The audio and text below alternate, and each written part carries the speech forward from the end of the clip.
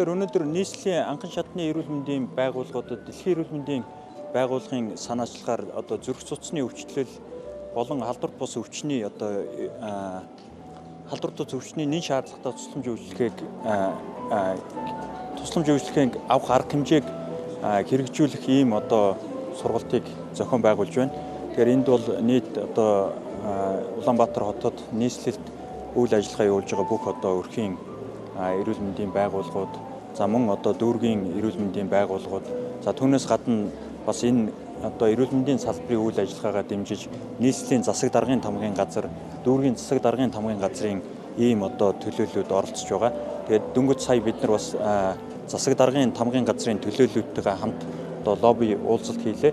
Тэгэхээр энэ халдварт бус өвчин, зүрх судасны өвчнөөс урьдчилан сэргийлэх энд авах менежментэд бол зөвхөн эрүүл мэндийн салбарын асуудал биш. Түүнд нөлөөлж байгаа эрсдэл хүчин зүйлүүдийг бууруулна гэдэг бол шийдвэр гаргах төвчний олон салбарын хамтын ажиллагааны хүрээнд хийгдэг ийм асуудал байгаа. Тухайлбал энэ халдварт бус өвчин, зүрх судасны өвчлөлийг үүсгэж байгаа хамгийн гол эрсдэл хүчин зүйлүүдэд артерийн даралт ихсэл, за тамхи архины хэрэглээ гэдэг энэ зүйлүүд байдаг.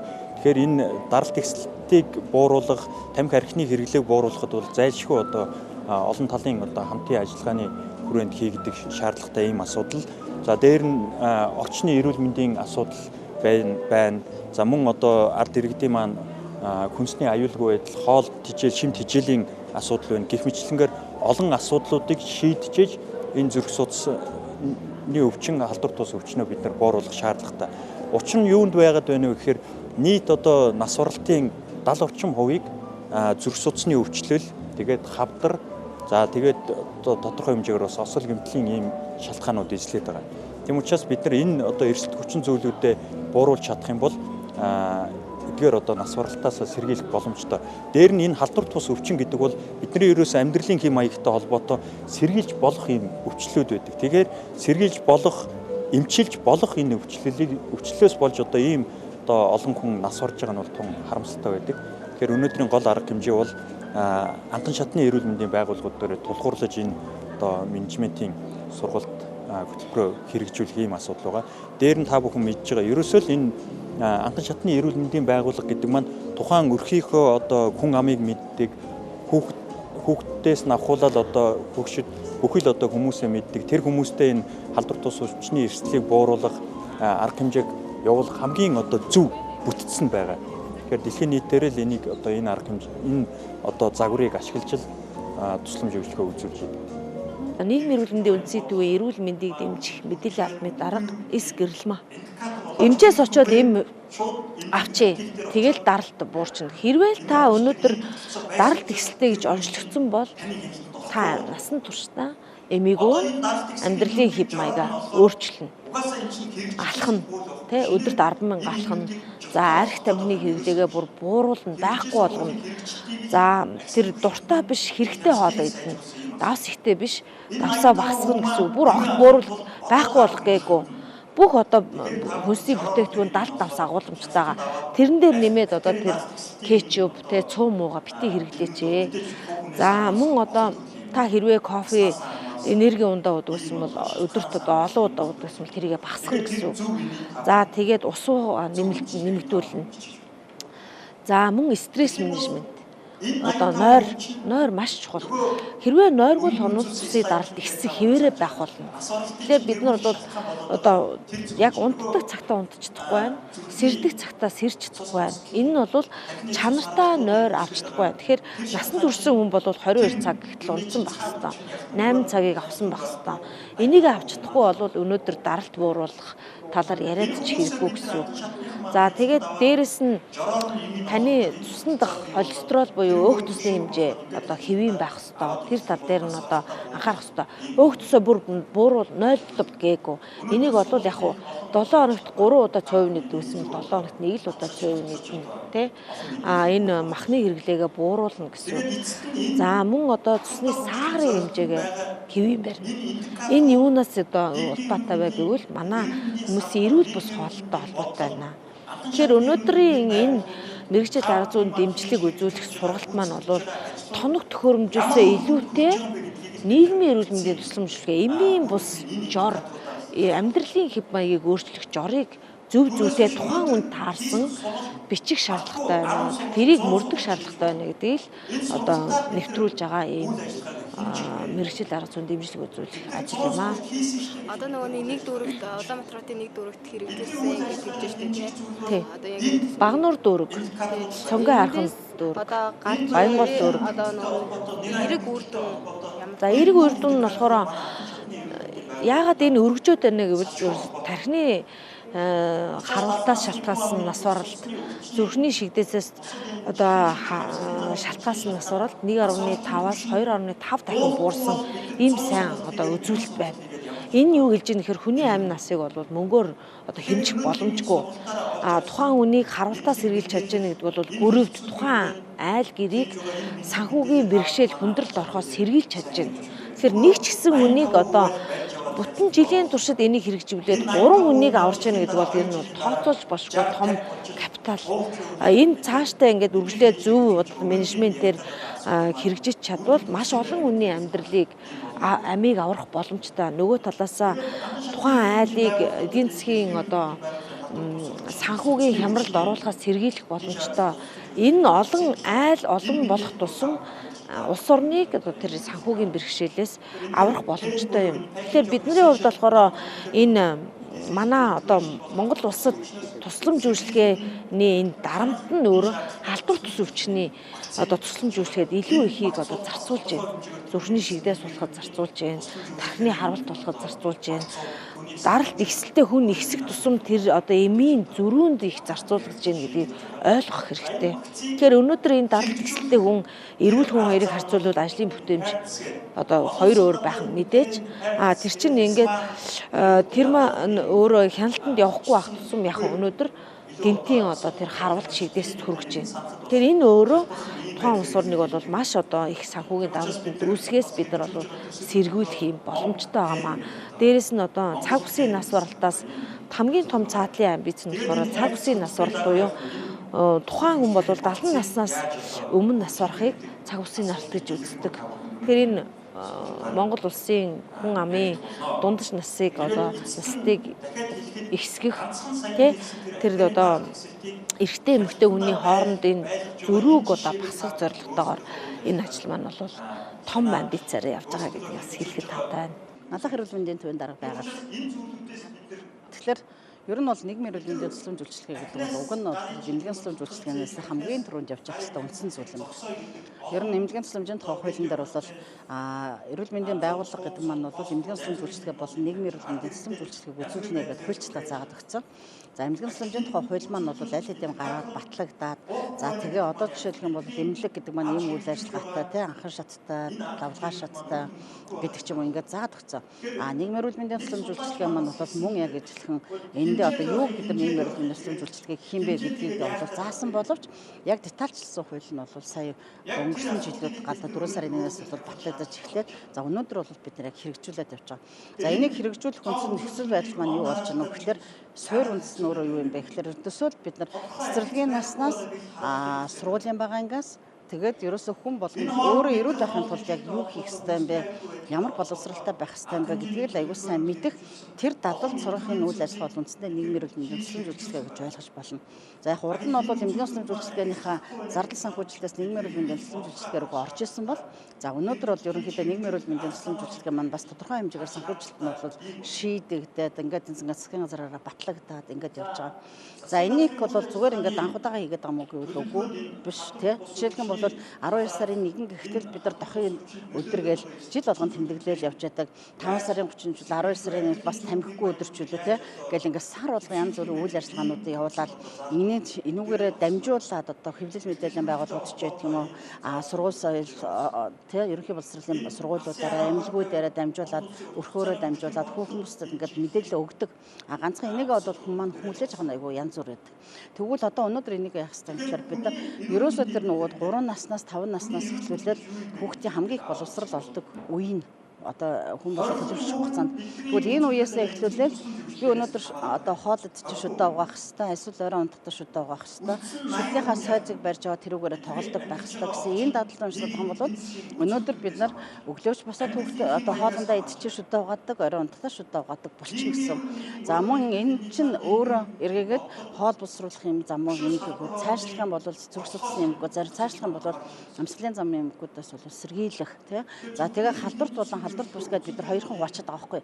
Гэтэл яг энэ халдварт болон халдварт бус өвчин дотор чинь бүх төрлийн энэ 200 гаруй өвчин ч бас багтцсан явчих. Тэгвэл энэ өвчнүүдээс бид нар сэргийлэхэд л ердөөс энэ үйл ажиллагааг бол зохицуулахад орж байгаа. Өнөөдөр Монгол Улсын хэмжээнд бол ер нь сүүлийн 20 гаруй жилийн хугацаанд байгаа хаа миний ер нь яг мэдж байгаагаар бол зүрх судасны хувьцаа амьсгалын замын өвчлөлүүд айгүй их байсан. Дандаа л 1-2 дугаар байрыг эзэлдэг. Нас оролтон дээр ч 1-2 дугаар байрыг эзлээд явдаг байсан бол бас өвчлөлийн бүтэц өөр болж ирж байна. Өнөөдөр илүү хоол усруулах зам руугаа орж ирж байна. За зүрх судасны амьсгалын бүтэцлийн өвчнүүд бол мэдээж асуудал амьдралын хэм маягтай. Энд ард зэс сэтгэл дээр яригадаад байна тийм. Ердөөсөө одоо 100 мянган хүн дотор 120 хүн одоо архины уламжлалтай нас орж байна гэдэг чинь Монгол улс хамгийн дээгүүр явж байгаа нэг байхгүй юу? Тэр графикаас харж хахад тэгвэл эн чинь өөрөө эргээгээд энэ зүрх судасны өвчнийг л одоо үүсгээд байгаа үндсэн шалтгаан болж байгаа. Дээрээс нь бол энэ амьсгалын замын өвчнүүд үүсэ. Зүрх өөрөө бол хамгийн одоо сэлбэггүй гэх юм уу хамгийн амардаггүй насан туршид тэр хүнийг төрсөн цагаас эхлүүлээд өөхөх хүртэл ажилдаг ганцхан эрэгтэн. Бусад эрэгтэнгүүд бас харьцангуй ингээд одоо тайвширдаг, амардаг, сэлбэг одоо нэг эрэгтэн байхад нөгөө эрэгтэн бол бас ингэж дэмждэг ч юм. Ийм хос эрэгтэй дээр байдаг бол зүрхэнд бол тийм байдгүй. Тэгэхээр энэ маань өөр айгүй бид нар дээрээс нь ингээд хэвийн амьдралаасаа илүүтэйгээр ачаалал өгөөд тамхи татуулаад, арх уулгаад тэгээ өөх тостой хоол идүүлээд судсыг нь бөглөөд дээрээс нь агарын бохирдол, дээрээс нь ахаад юунуудаа хийгээд ах юм бол одоо агарын бохирдолч байдаг юм уу орчны бохирдлууд эдгээр маань нөлөөлөд ахлаар нөгөөд ганцхан ажиллаж байгаа зүрхэнд маань айгүй хүндрэлч болоод байгаа байхгүй. Тийм учраас энийг бол бид нар анхнаас нь ихлүүлээд хийх нь хэцүү байна гэдэг заяа юм л. Хоёрдугаар гэх юм бол энэ төсөл маань одоо өнөөдөр л анх хэрэгжиж байгаа биш урд нь бас хэрэгжижсэн юм лээ. Ялангуяа энэ төсөл бол сонин хайрхан зөвлөдөр айгүй хүрдэнгөө өгсөн гэж ойлгосон. Тийм учраас бол дэлхийн эрүүл мэндийн байгууллага энэ бол үнэхээр хэрэгцээтэй төсөл байгаа учраас өнөөдөр баян зүрх ч юм уу налахч байдаг юм одоо дургуудад хэрэгжүүлэх зөвөө гэсэн юм одоо. За тэгээ сая бид одоо бас энэ хурлынхаа гэдэг юм уу сургалтынхаа өмнө бол лобби уулзалт гэж хэлээ л да яам дэлхийн эрүүл мэндийн байгууллага тэгээ засаг дарга нар бас оролцоод. Тэгээ энэ хурал дээр бол яг хөглөөр эрүүл мэндийн боловсрол руугаа эрүүл мэндийн нийгмийн эрүүл мэндийн өсвөн жуулчлалыг хөгжүүлэхийн тулд орон нутгийн засаг захиргаа яаж дэмжих вэ гэдэг талаас байж. Бидний хувьд ч гэсэн бас яг энэ лүү яг Монфен гэж яваагүй ч гэсэн өнөөдөр яаж өнөхөр зүрх судасны үйл ажиллагааг дэмжихийн тулд энэ үйл ажиллагаа өвчлөлийг багасгахын тулд орон нутгийн зүгээс эмнэлгийн төслийн зөвчлөлийг яаж сайжруулах вэ? Боловсролыг нь яаж ихсэх вэ? Тэгээ энэ асуудлуудыг бол яриад тэгээд жишээлх юм бол сая энэ 2024 он одоо 25 оны үйл ажиллагааны хөтөлбөртөө бол маш олон үйл ажиллагаануудыг манайх тусгаад тэрэн дээр тодорхой хэмжээний санхүүжилтийг явуулж байгаа. Гэхдээ мэдээж асуудал энэ маань цаад утгаараа бол эргээд энэ зүрх судасны өвчлөл болон одоо амьсгалын замын эмгэгүүдийг бол илүү их хэмжүүлж ирүүлжүүлж хүмүүс боловсрол авах асуудлыг бол дэмжиж өгнө гэж бол ойлгоод байна. Жишээлх юм бол манай дээр ингээд одоо уламжлал болоод ажилласан ажиллаж шууд угаах тэмцээн гэл. Энийг бол налах бол анх удагаад Монгол улсын хэмжээнд бол хийж эхэлсэн. Тэгэл одоо энэ маань бол бүр нийслэлийн хэмжээний улсын хэмжээний ажил болоо явчлаа. Тэгэд энэ маань бөшөө дээрээс нь олон улсын хэмжээнд хүртэл ингээ хийгддэг тийм. Энэ дээр бол бид нар шүд эрүүл мэндийн төвтэй хамтрал явсан нийслэлийн эрүүл мэндийн газраас зохион байгуулж байгаа. За тэгвэл одоо дараагийнх нь ингээд ихэд бид нар яг хөглөөр хүүхдүүдийн саяны нөгөөд нэг HPV шүү дээ тийм. Одоо нөгөөд нэг уман хүзээ хорт авдраас сэргийлэх вакцины үйл ажиллагаа. Энд чинь ч гэсэн бас л эргээд ирээдүйдээ л хийж байгаа хөрөнгө оруулалт байдаг. Тэгэхээр ер нь бол яг эрүүл мэндийн боловсрол гэдэг маань өнөөдөр хийсэн үйл ажиллагаа бол өнөөдөртөө гарч ирдэггүй.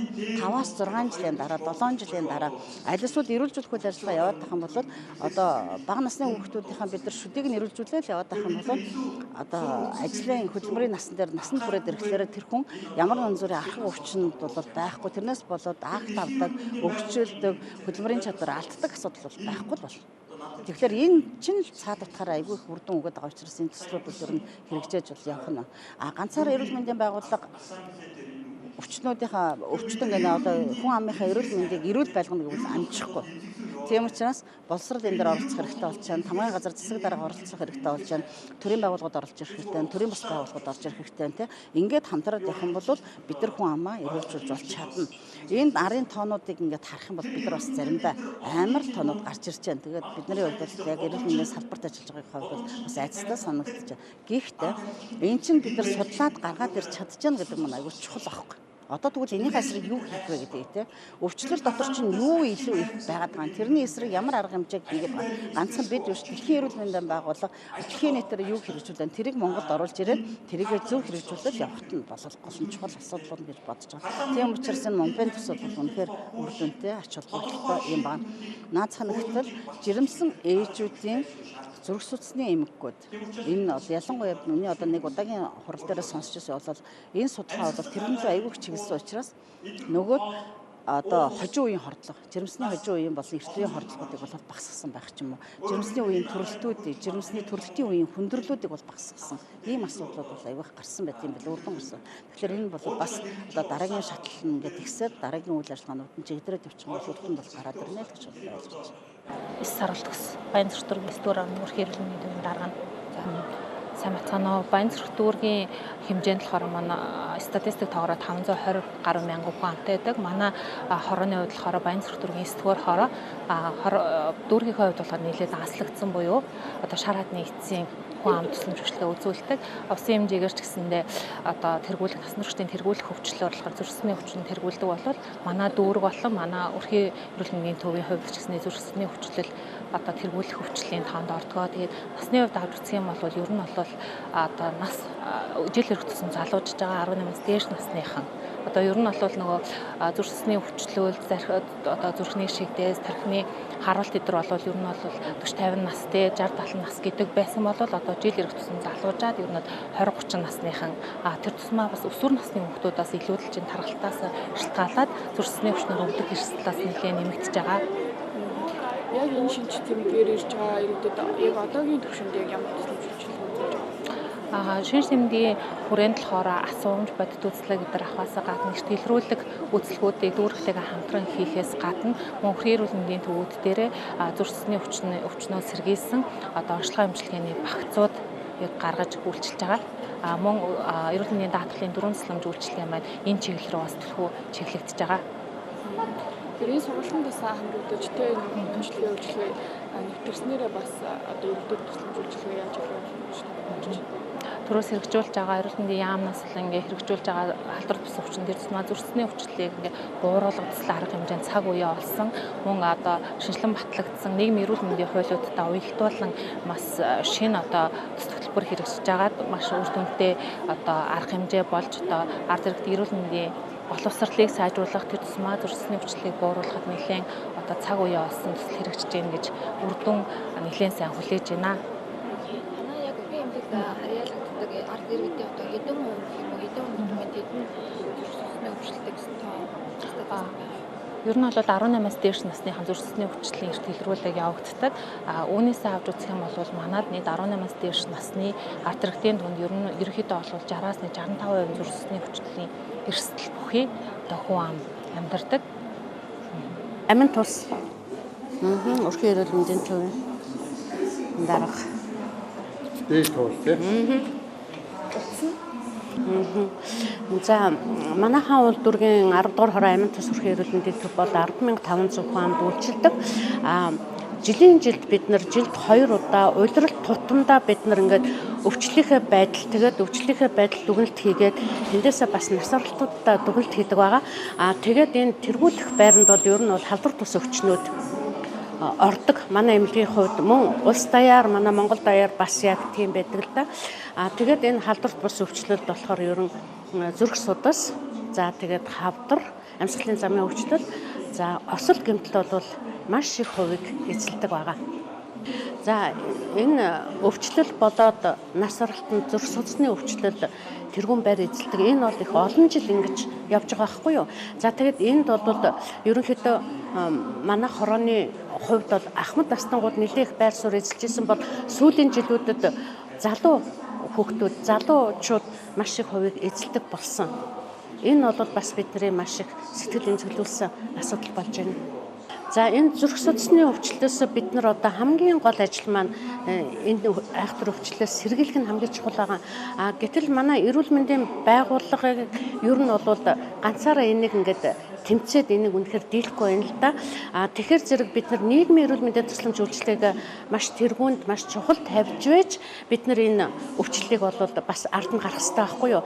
Тэгээд зөвхөн энэ эмнэлгээс шалтгаалж байгаа тий эрүүл мэндийн салбараас шалтгаалж байгаа ажил биш. Энэ бүр нийгмийн эрүүл мэндийн зүгээс шалтгаалж байгаа. Тийм учраас нийгмийн эрүүл мэндийн тусламж үйлчилгээг маш чухал тавьж бид нар ганцхан эрүүл мэндийн байгууллага биш бүр тухайн өрхийн эмнэлэгт тухайн хороонд үйл ажиллагаа явуулж байгаа бүх төрийн болоод төрийн бус байгууллагууд бүгдээрээ энд оролцох хэрэгтэй байгаа. Тэгжээж энэ өвчлөл буурна. Өвчлөл буурснаар насварл буулах хэрэгтэй байхгүй юу? Тийм тэгээ өнөөдөр бид нар маш чухал сэдвтэй сургалтанд одоо 3 өдөр сууж байна. Өнөөдрөөс эхлээд ингээд 3 өдөр хамрагдах хэвээр өрхийн эрүүл мэндийн төвийн дарга нар тэгээд эмчнэр ингээд оролцож байна. Энд бараг 500-аад эмчнэр оролцож байгаа шиг байна. Тэгээд маш чухал сэдв гэж одоо хувьдаа хүлээж авч байна. Тэгээд энэ сургалтаас бид нар гарсан шийдвэр бол маш сайн гүйцэтгэх ёстой. Энэ бол нөгөө нас оролтын тэргуулд өвчлөлийн тэргуулд болж байгаа артерийн гипертенз, за чихрийн шижин, за тэр осол гэмтэл хавдар эдгээрээс бол сэргийлэх юм маш чухал ажил явагдаж байна. Тэгэхээр бид нар эндээ маш их идэвхтэй хамрагдаж энэний гарах шийдвэрийг маш сайн биелүүлж энэний үр дүнд хүрэх байх гэж бодож байна.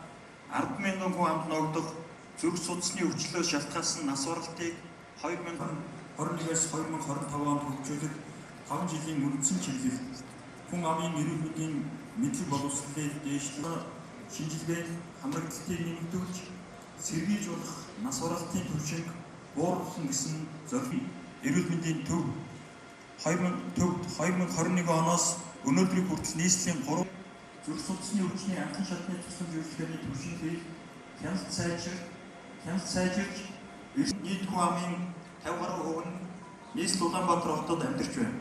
Хот хөдөөгийн хөгжлийн түвшний ялгаатай байдлыг сууршиж, улмаар хот төлөвлөлт нь хотчлтын урдыг гүйцэхгүй, гэр оролт ямар нэгэн зохицуултгүйгээр нэмэгдэж байгаа усны бохирдол ихээр нэмэгдэж, осол гэмтэл хүчирхийлэл, зүрх судасны болон амьсгалын замын өвчин, сэтгцийн нэг нь 45-аас 69 насны 2 хүн тутмын нэг нь халдвар тус өвчнөөр өвчлөх өндөр эрсдэлтэй захиргааны байгууллага эрүүл мэндийн удирдах ажилтнууд харьяалт нутаг дэвсгэрийн хүн амын эрүүл мэндийг хамгаалах, дэмжих, арга хэмжээний эрүүл мэндийг дэмжих, хамгаалах үйлдвэр албан байгууллага, аж ахуйн нэгж, салбар бүхэн онцгой өгөхтэй болохыг зориуд нийгмийн эрүүл мэндийн тусламж үйлчилгээг орхигдуулсаар ирсэн. Эрүүл байхын хувь хүний өөрийн хариуцлага авах тус өвчин зүрх судасны өвчний эрсдэл суурилсан цогц системд үйлчлүүлэгч ээлтэй тусламж үйлчлэгийг нэвтрүүлэх амжилт хүсье та бүхэндээ ажлын амжилт, эрүүлийн сайн сайхан бүхнийг хүсье өрөөё гэсэн байна. Эрүүл мэндийн сайдын мэдчилгээг хүргэх ёстой. Тэгэхээр энэ эрүүл мэндийн сайд хүний хөгжлийн бодлого хэмээн 2 дугаар бүлгийн зорилгыг нийгмийн идэвхтэй эрүүл Монгол хүнийг хөгжүүлж эрүүл дадал